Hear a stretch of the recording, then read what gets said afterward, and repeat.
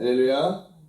오늘 이 아침에도 이 새벽에도 하나님의 크신 은총이 함께 하시기를 주 이름으로 간절히 소망합니다. 여러분, 어떤 일에 대해서 우리가 한참을 노력했을 때 그 결과가 보이지 않을 때 어떤 생각을 하십니까? 이게 무슨 의미가 있나 싶을 때가 있겠죠. 마치 씨앗을 심었는데 아무 변화가 없는 것처럼요. 요즘 많은 사람들이 불안 속에 살아갑니다. 경제도 불안하고 관계도 불안하고 미래에 대해서도 불안하죠. 뉴스를 켜면 좋지 않은 소식들이 많이 전해져 올 때도 있습니다. 누군가의 실패, 기업의 부도, 정치 혼란, 전쟁의 소식이 끊이지 않죠. 이런 시대를 살아가는 우리에게도 하나님은 여전히 이렇게 말씀하세요. 왕이요, 이것이 왕에게 징조가 되리니 올해는 스스로 난 것을 먹을 것이요, 둘째에는 또 거기서 난 것을 먹을 것이요, 셋째에는 심고 거두며 포도나무를 심고 그 열매를 먹을 것이니이다 라고 말합니다. 이 말은 단순한 경제 회복의 예언이 아니라 하나님은 지금 멸망한 듯한 곳에서도 생명이 자라나게 하신다라는 약속을 주신 거예요. 이사야 37장은 히스기야 왕이 절망의 끝자락에서 하나님의 구원을 경험한 장면입니다. 아수르의 대군이 예루살렘을 포위했습니다. 인간적으로는 끝이 났어요. 그때 히스기야는 인간의 계산을 멈추고 하나님 앞에 올라가 옷을 찢고 눈물로 기도했습니다. 하나님, 이 백성 지켜주옵소서. 그 기도에 대한 하나님의 응답이 바로 오늘의 본문의 말씀이에요. 하나님께서 히스기야에게 주신 첫 번째 약속은 바로 징조였습니다.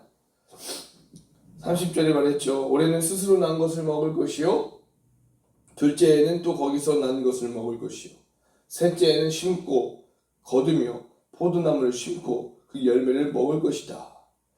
이 구절은 그냥 읽으면 농사 이야기 같죠. 하지만 이건 단순한 농업 회복의 말씀이 아닙니다. 전쟁으로 모든 것이 파괴된 예루살렘에서 하나님이 회복의 씨앗을 심으신다라는 선언입니다. 히스기야 시대의 예루살렘은 완전히 초토화된 상태였어요. 아수르 군대가 들이닥치면서 사람들은 밭에 나가지도 못했고 곡식은 불타버렸고 포도나무는 꺾여 있었습니다. 그런데 하나님은 그런 상황 속에서 이렇게 말씀하시죠. 올해는 스스로 난 것을 먹을 것이다. 무슨 뜻입니까? 사람이 뿌린 것이 아니라 하나님이 자라게 하신다는 뜻입니다. 즉 인간의 손이 닿지 않아도 하나님은 여전히 일하고 계시다라는 것이죠. 이게 우리 인생에도 그대로 적용이 된다는 거예요. 우리가 다 무너지고 아무것도 남지 않은 것 같은 순간에도 하나님은 이미 스스로 나게 하신 일을 시작하신다는 거죠. 하나님은 첫째 해, 둘째 해, 셋째 해를 구분해 말씀하시죠. 1년 차는 스스로 난 것을 먹고 2년 차는 그 자란 것을 먹고 3년 차는 심고 거두고 포도를 갖고 열매를 먹을 것이다. 이건 단순한 반복이 아닙니다. 하나님은 회복을 과정으로 만드셨죠. 즉 하나님은 단번에 고쳐주시는 분이 아니라 조금씩 성장시키는 분이시다라는 거예요. 하나님은 결과를 한순간에 주시지만 사람은 과정을 통해 변화됩니다. 맞습니다. 하나님은 우리의 환경보다 우리의 내면의 회복을 더 중요하게 여기신다는 거죠.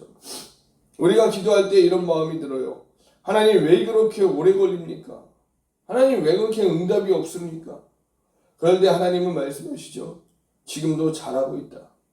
뿌리가 깊어지고 있다라고 말씀하고 계세요. 그래서 31절에 보면 이렇게 말해요. 유다 족속 중에 피하여 남은 자는 다시 아래로 뿌리를 받고 위로 열매를 맺으리니 라고 이야기합니다. 하나님은 언제나 남은 자를 통해 일하십니다. 이스라엘이 완전히 멸망한 것 같아도 하나님은 그 안에 남은 자를 두신다는 거죠. 그 남은 자가 뿌리를 내리고 그 뿌리에서 새로운 열매가 맺힙니다. 여러분, 신앙의 회복도 마찬가지예요.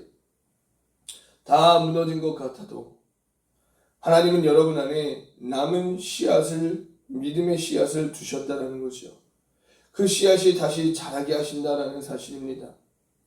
히브리어로 피하여 남은 자, 이 플레타라는 이 단어는 극적으로 살아남은 자라는 뜻을 갖고 있어요. 즉 자기 힘으로 생존한 자가 아니라 하나님이 살려주신 자를 말하고 있다는 거죠. 하나님은 그런 사람을 통해 역사를 새로 쓰신다는 겁니다. 그 절망의 끝에서 하나님 외에는 소망이 없습니다 라고 고백하는 그 사람을 통해 하나님은 새 일을 시작하신다는 거죠. 요즘 우리 현실도 비슷합니다. 경제는 침체되고 교회는 줄어들고 다음 세대는 믿음을 떠나가고 있어요. 많은 목회자들과 성도들이 말하죠. 이게 이제 끝난 거 아니냐. 그러나 하나님은 말씀하세요. 아니 이제부터 시작이다.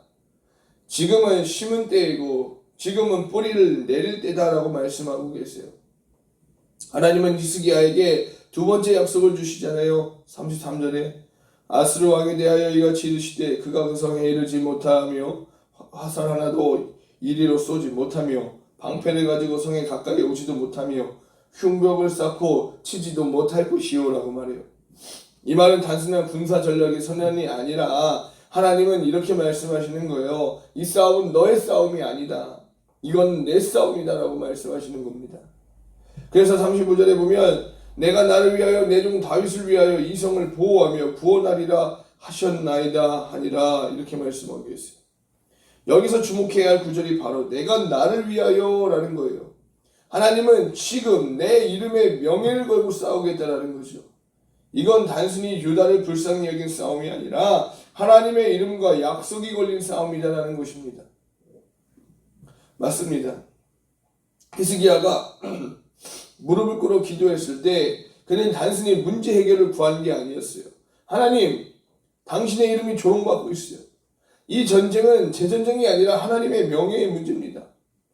그 기도에 하나님이 응답하셨다라는 거죠. 여러분, 우리도 인생에서 이런 전쟁을 만나게 됩니다. 직장에서, 가정에서, 관계 속에서. 이건 도저히 감당할 수 없다 싶을 그런 싸움들이 있어요. 그럴 때 하나님은 똑같이 말씀하십니다. 화살 하나도 너를 향해 닿지 못하게 할 것이다. 내가 싸울 것이다. 그런데 문제는요, 우리가 그 말씀을 믿지 못한다는 거죠. 그래서 계속 염려하고 불안해하고 계산합니다. 하나님, 그럼 언제입니까? 어떻게 할 것입니까? 정말 괜찮을까요? 우리는 늘 결과를 먼저 보고 싶어 하죠. 하지만 하나님은 결과보다 신뢰의 과정을 먼저 요구하신다는 거예요. 하나님은 이렇게 말씀하세요. 내 종 다윗을 위하여 이 성을 보호하며 구원하리라 라고.